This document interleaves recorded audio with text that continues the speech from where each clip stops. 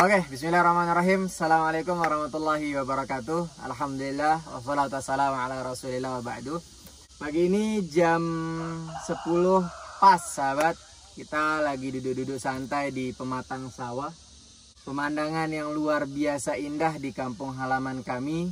Dan pagi ini kita ngobrol-ngobrol santai mengenai apa, bro? Kegiatan kita selama di bulan Ramadan. Alhamdulillah. Bagaimana kami di sini mengisi bulan Ramadan di masa-masa sulit, yaitu masa-masa di mana saat ini begitu banyak masyarakat kita yang Masya Allah di luar dugaan dalam kondisi saat ini merasa kesulitan dengan kondisi, khususnya tentang kondisi ekonomi mereka. Begitu banyak yang kehilangan pekerjaan dan segala macamnya. Ya tentu sahabat juga tahu kondisi seperti apa itu, yaitu masa merebaknya virus corona atau COVID-19 ini. Nah, ada sesuatu yang ingin kita lakukan dan alhamdulillah itu bisa kita lakukan. Nah, selanjutnya nanti ini sahabat Junet nanti yang akan menjelaskan sebenarnya, ya. Jadi sebenarnya di sini sahabat saya mau memastikan beliau Kak Mahmud ikut di video ini karena memang yang langsung terjun ke lapangan dan yang mengumpulkan anggarannya, yang membagikan, yang menyalurkan semuanya itu beliau beserta anak murid beliau. Karena beliau ini seorang guru. Itu sahabat-sahabat yang mau bertanya-tanya mengenai apapun ilmunya, sahabat bisa follow Instagramnya beliau dan sahabat bisa DM langsung. Insya Allah langsung direspon. Jadi, konsepnya udah saya buat nih, sahabat. Konsep mengenai agenda kemarin yang beliau sudah laksanakan. Yang pertama, awalnya sebenarnya adalah saat saya pulang dari Mekah sampai ke tanah air. Itu awal-awal yang berat, sahabat, karena kita harus isolasi diri selama 14 hari. Tapi ternyata ada yang lebih berat daripada itu, yaitu kata Kak Mahmud adalah adik-adik kecil yang pertama beratnya adalah mereka tidak punya orang tua. Mereka tidak punya orang tua dan otomatis di musim lebaran, musim seperti sekarang, mereka akan melihat sekeliling mereka, teman-teman kecil mereka mengganti pakaian baru, ya bisa berbuka dengan, ya paling tidak anak-anak kecil itu puasa sampai siang, mereka bisa berbuka, beli jajan, cemilan anak-anak. Itu yang mungkin mereka tidak dapatkan.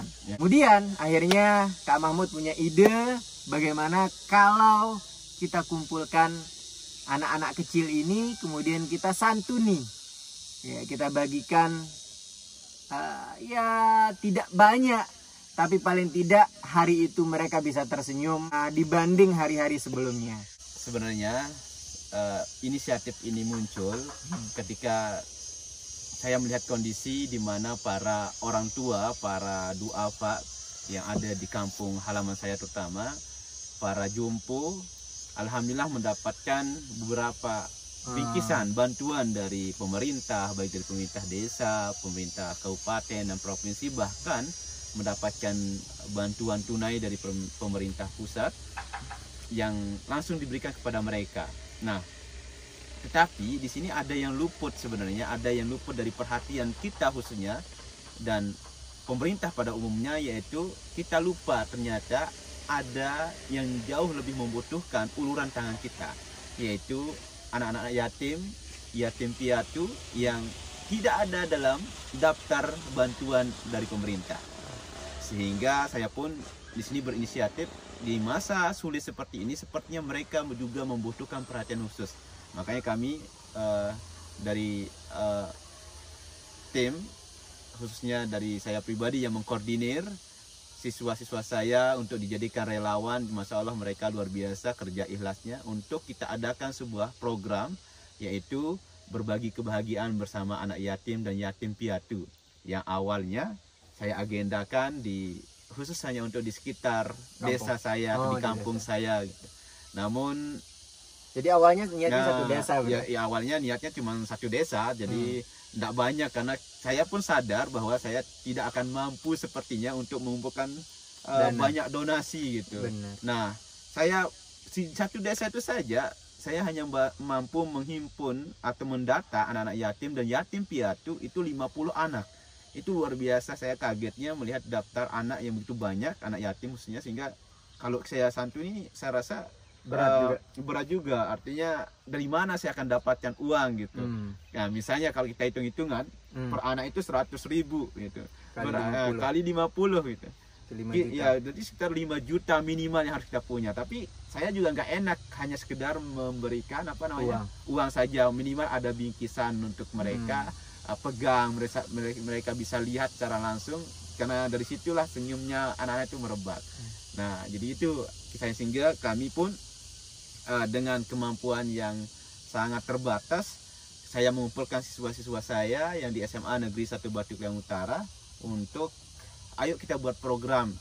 Kalau pemerintah membantu masyarakat secara umum untuk dari bantuan baik itu sembako maupun uang secara tunai, maka kita khusus bergerak untuk anak-anak adik-adik kita yatim dan piatu. Nah, itu alasannya, bro. Terus jadinya kan tadi targetnya 50 orang. Setelah terkumpul semua, dan tadi kan target cuma satu desa. Betul. Ternyata satu kecamatan. Ya. Itu berapa orang anak yatim dan berapa kurang lebih anggaran yang terkumpul pada saat kemarin itu? Ya, jadi sebelum saya dan tim melebarkan sayap untuk memberikan donasi kepada anak-anak yatim khususnya ke seluruh penjuru, hampir seluruh penjuru yang ada di kecamatan saya pribadi, yaitu Kecamatan Batu Kliang Utara, saya kepikiran untuk meminta bantuan kepada bahasanya Bro Junet gitu, untuk minta bantuan, bro, ini kita mau adakan santunan untuk anak yatim khusus di bulan Ramadan ini, karena memang sepertinya mereka tidak terluput dari perhatian kita bersama, khususnya pemerintah. Saya minta bantuan kepada sahabat Junet terutama, bagaimana bantu kami untuk penggalangan donasi untuk anak-anak yang ada di, khususnya yang ada di Kecamatan Batu Kliang Utara atau sekitar Kecamatan Batu Kliang Utara. Karena sahabat semuanya, kalau saya melihat, saya lihat ke lapangan langsung, memang kenyataannya anak yatim yang khususnya yang ada di kecamatan saya itu benar-benar luput dari perhatian untuk saat-saat ini gitu. Mereka bingung akan bagaimana mereka akan belanja untuk lebarannya, untuk jajan di Ramadannya. Mereka tidak tahu harus bagaimana, karena secara umum masyarakat kita saat ini kan sedang mengalami masa-masa yang luar biasa kritis gitu dari segi ekonominya. Dan di situ saya pun minta bantuan kepada Bro Junet untuk bagaimana bisa membantu kami untuk pengumpulan donasi, karena kami sudah mengumpulkan data, ternyata ada sekitar 130 anak yatim yang akan kita santuni. Nah, sehingga kami pun berusaha keras untuk bagaimana bisa terpenuhi donasi-donasi tersebut untuk kita salurkan, karena tentunya kami juga nggak mampu untuk mengumpulkan donasi yang dengan jumlah cukup banyak. Kalau kita kalikan misalnya 150.000, kalau kita kasih anak itu 100.000, ya bisa dibayangkan itu berapa juta ya, berapa puluh juta yang akan kita kumpulkan. Nah, sedangkan yang di Lombok sendiri kan saat ini juga sama-sama merasakan masa-masa sulit ini ya. Jadi seperti itu, sehingga saya pun meminta bantuan, tolong bantu kami, karena ini sepertinya akan sangat-sangat dibutuhkan untuk adik-adik kami, sehingga saya minta untuk beliau mempromosikan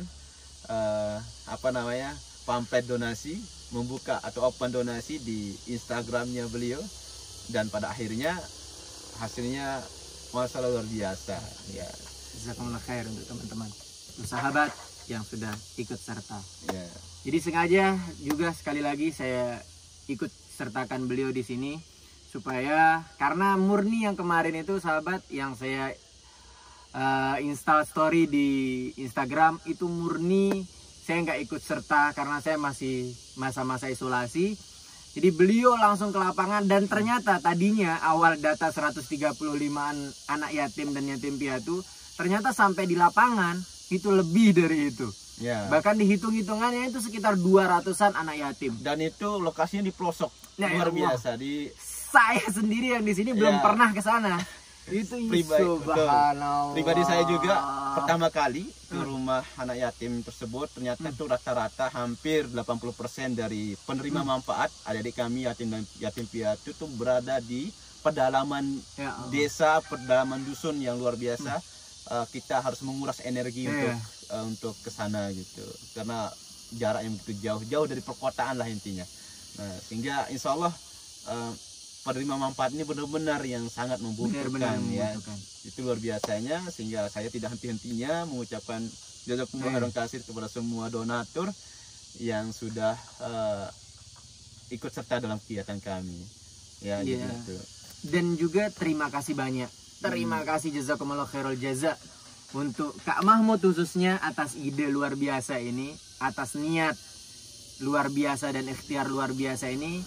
Sebenarnya setiap orang punya niat baik, tapi kadang-kadang mereka bingung kebaikan itu mereka akan salurkan kemana. Betul. Jadi ini jazakumullah khairul jaza untuk beliau khususnya dan sekuat ikhlas beliau. Jadi kurang lebih sahabat, video yang di dalam ini adalah bagaimana perjalanan mereka dari mengumpulkan bingkisan, menyiapkan bingkisan, dari perjalanan ke tempat-tempat anak-anak yatim piatu ini, rumahnya yang di pelosok.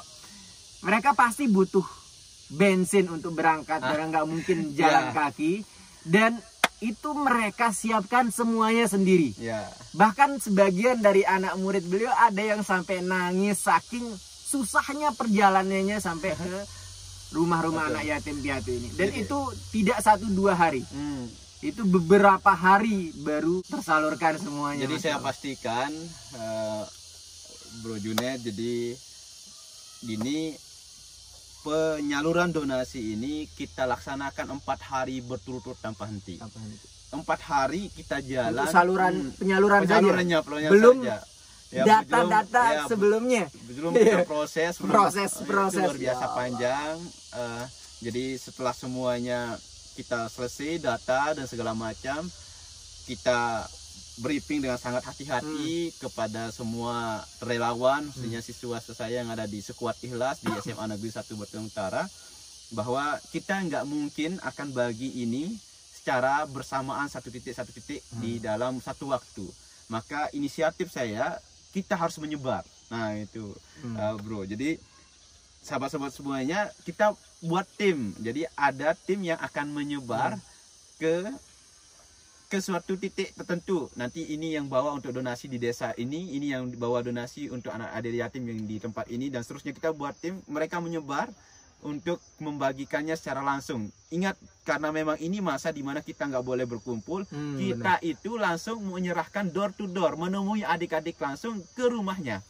Itu energinya tentu sahabat bisa membayangkan seperti apa.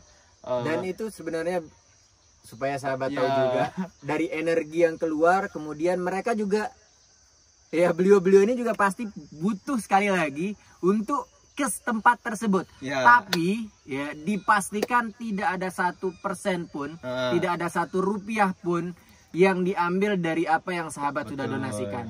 Murni itu dari mereka sendiri, dan sekali lagi tidak ada 1 bagian rupiah pun yang diambil dari apa yang sahabat sudah salurkan. Alhamdulillah ya. Alhamdulillah. Jadi biar lebih jelas sahabat semuanya, dan juga niki jumlah donasi yang sudah terkumpul pada waktu itu, kita membuka donasi, saya lupa waktu kapan kita mulai, tapi kami memutuskan untuk menutup donasi karena harus segera disalurkan, itu pada tanggal 12 Mei tahun 2020, yang mana pada saat itu donasi yang terkumpul dari semua sahabat semuanya yaitu sejumlah, ini sudah saya catat, 15.417.000, ya itu yang terkumpul. Dan itu karena memang harus segera ditutup, sehingga itu 15 juta 400 sekian itu kita donasikan kepada 130 anak yatim, bahkan bisa dikatakan lebih. Nah, sehingga dari situ, dari jumlah itu alhamdulillah tercukupi, walaupun ya isi dari uang tunai yang kita berikan ya tidak sebanyak itu, tapi ternyata walaupun jumlahnya ya mungkin tidak banyak, mereka luar biasa, sangat bahagia, berterima kasih ketika mereka menerima bingkisan dari kita ketika kita langsung ke rumahnya begitu. Tapi ada susulan juga. Nah, ini yang menarik, betul.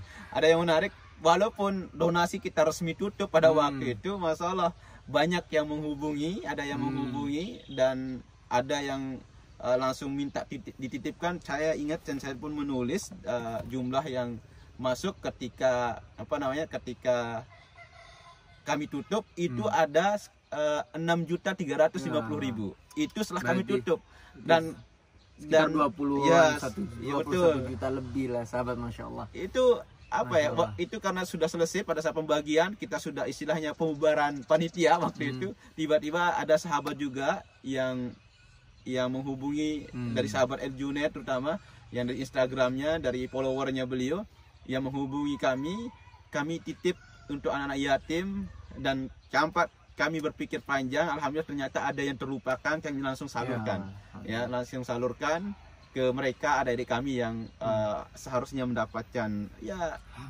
bantuan tersebut. Itu luar biasanya, dan ini lagi sekali di luar dugaan kami, di luar perkiraan kami.